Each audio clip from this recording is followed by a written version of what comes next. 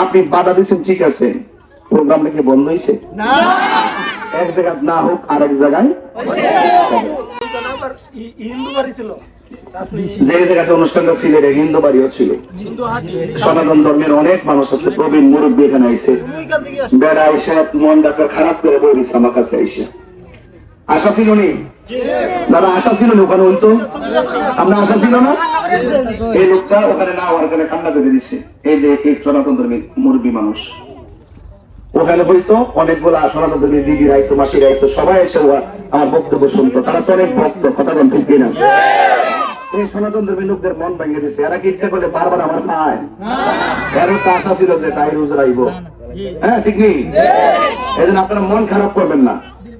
আপনার মন খারাপের দরকার নাই, যা হইবার হয়েছে। তবে একটা কথা, শান্তি সম্প্রীতির মার্কা মোমবাতি মার্কা, ঠিক নেই? মোমবাতি জ্বলেনি, জ্বলেনি, জ্বালাইলে আলো, ঠিক আছে তো? সমাজ আলোকিত হোক, শান্তি সম্প্রীতির লক্ষ্যে এই দেশে শান্তি গড়ে উঠুক, এই দেশের মেহনতি মানুষের বিজয় হোক, এই দেশের দুর্নীতিবাজ, চাঁদাবাজ নিপাত শান্তি সমৃদ্ধিকে বাংলাদেশ গড়ে উঠুক, যেখানে কোনো বৈষম্য থাকবে না, চাঁদাবাজি থাকবে না, দুর্নীতি থাকবে না, যেখানে থাকবে আপনার ইজ্জত, আমার মা বোনদের ইজ্জত, আপনার মূল্যবোধ, মা বোনদের মূল্যবোধ। আমরা প্রতিহিংসা রাজ দিতে চাই না, আমরা ভালোবাসা রাজ দিতে চাই।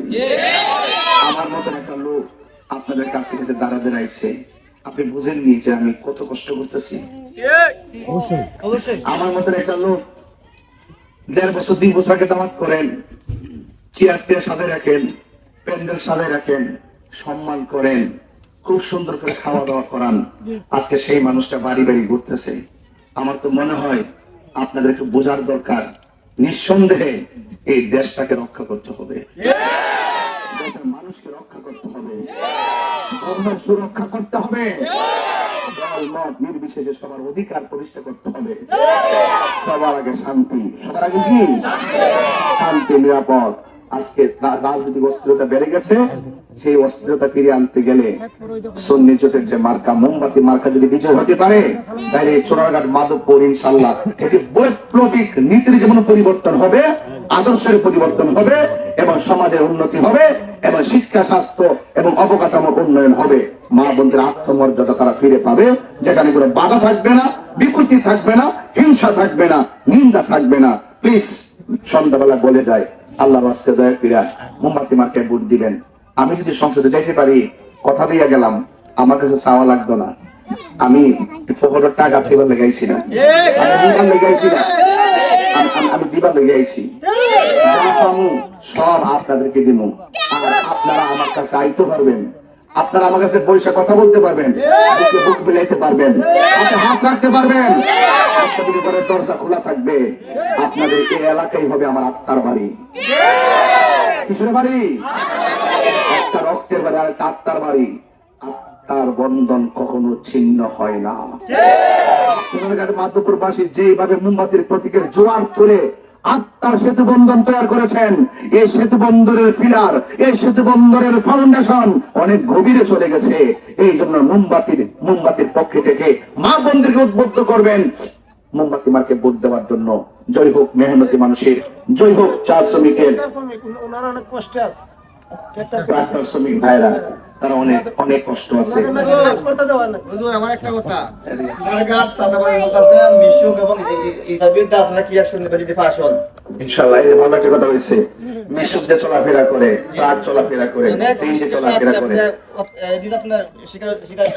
ওই যে ক্ষমতা পাইলে মনে করে দেশ তাদের এক হয়ে গেছে।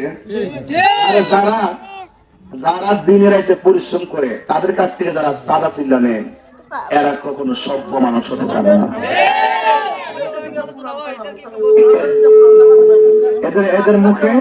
এদের মুখে হাসি ফোটাতে হবে।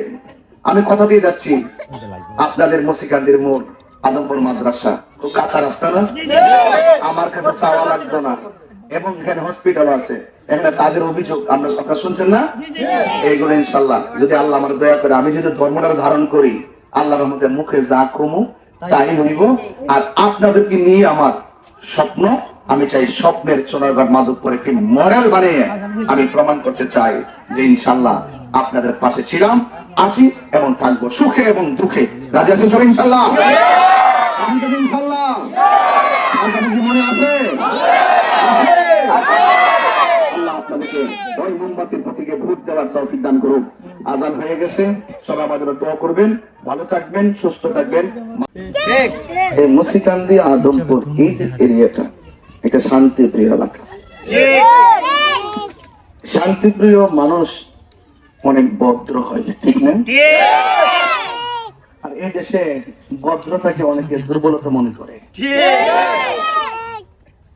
আর না হয় আপনার এই মুসিকান্দির মোড় থেকে যে আদমপুর মাদ্রাসা পর্যন্ত এই রাস্তাটা এইভাবে থাকতে পারতো না। আমি বুঝতেছি কিনা, আমার গাড়ি কিন্তু 2-3 রাত হয়ে গেছে। তো এই জন্য আমি ওই আশ্বাস দিয়ে তো লাভ নাই। বিগত দিনে আপনারা আশ্বাস শুনতে শুনতে বিশ্বাস হারাই লেছেন।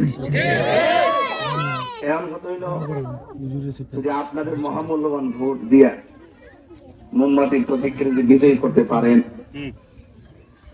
তাহলে আমি আপনাদের কাছে আশ্বাস না দিয়া, আপনারা আমার কাছে দরখাস্ত না দিয়া, যে আমার নিজের দায়িত্বে যদি সরকারের পক্ষ থেকে আইনে রাস্তাটা করে দিতে পারি, তাহলে আপনারা কইবেন বেটা কথা কইছে কম, কাম করছে বেশি। এটার নামই রাজনীতি। এটার নামে কি? রাজনীতি। রাজনীতিতে আবার চাইতে যাবেন কেন? রাজনীতিতে কাজই তো কোন জায়গায় সমস্যা সমাধান করা, ঠিক না? ঠিক। এই জন্য মুসিকান্দির মুরব্বী বাবারা, যুবক ভাইয়েরা, আর পর্দার আড়ালের মা ও বোনেরা, আপনাদের কাছে আমরা অনুরোধ থাকবে, আপনারা মোমবাতি মার্কায় ভোট দিবেন। এবং অন্যান্য সনাতন ধর্মী যারা আছেন, আপনারা জানেন সনাতন ধর্মীরা আমার বক্তব্য তারা শুনে, ওই যে একজন মুরব্বী এখানে বসা আছে, অনেক সনাতন ধর্মের অনেক প্রবীণ লোক এখানে উনি বসা আছে। আমি আসার পরে আমার জড়াইয়া ধরছে। এই মুরব্বী মানুষ জীবনে বহুত এই রাস্তা দিয়ে গেছে, যে রাস্তা ওই রাস্তা রয়ে গেছে, কিন্তু জীবন শেষ দিকে আমরা ভাগ্যের পরিবর্তন চাই, সমাজের পরিবর্তন চাই, নীতি নৈতিকতার আলোকে সমাজকে সাজাতে চাই। এই জন্য আমাদেরকে বুঝে শুনে চিন্তা ভাবনা করে সিদ্ধান্ত নিতে হবে। আপনারা বিগত দিনে অনেক নির্বাচন করেছেন, অনেক ভোট দিয়েছেন। আমি কি কখনো আপনাদের কাছে ভোট চাইতে আসছি? তো এখন কেন আসছি?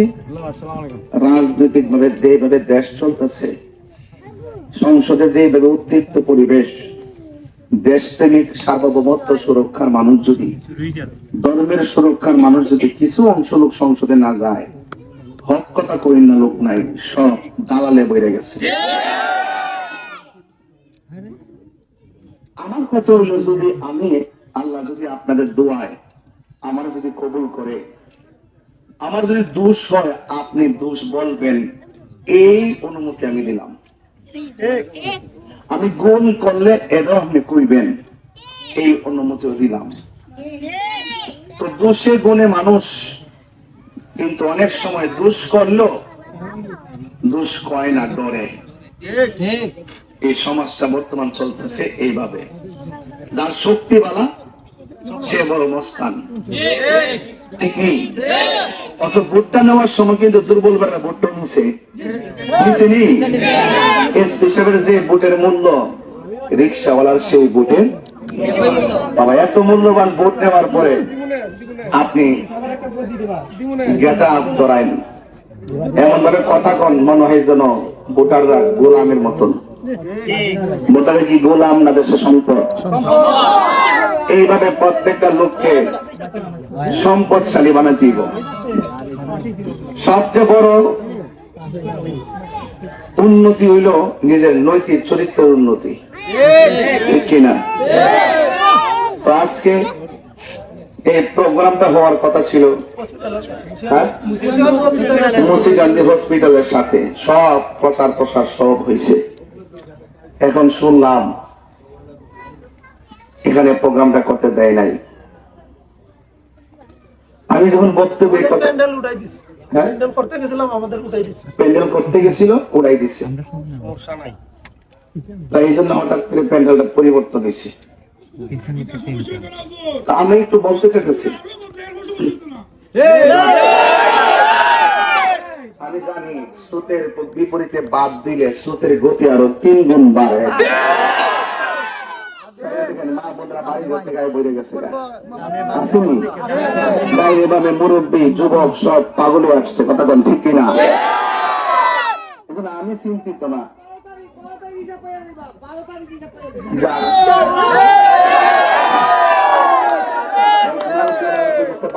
হিসাব পাওয়া যাবে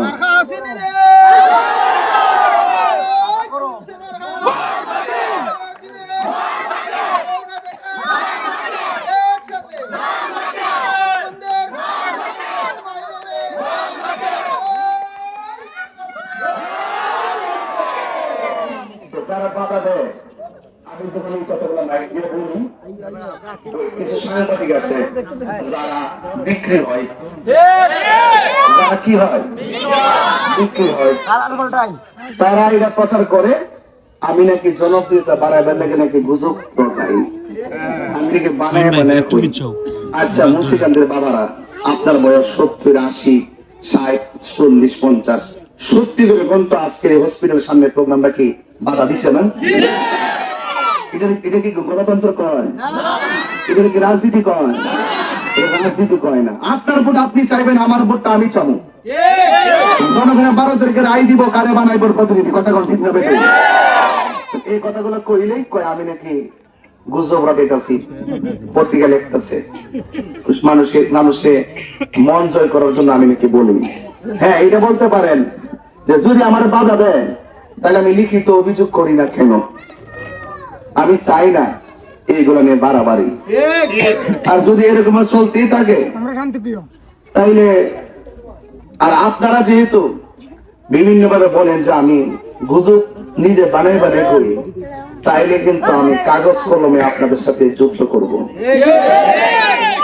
কাগজ কলমে আপনাদের সাথে লড়াই করব ঠিক আছে কিনা যাই হোক আজকে মুন্সিগঞ্জের প্রোগ্রাম যেখানে হওয়ার কথা ছিল বাধা দিছে আমার প্রতিপক্ষ দল আমি তাদেরকে বলবো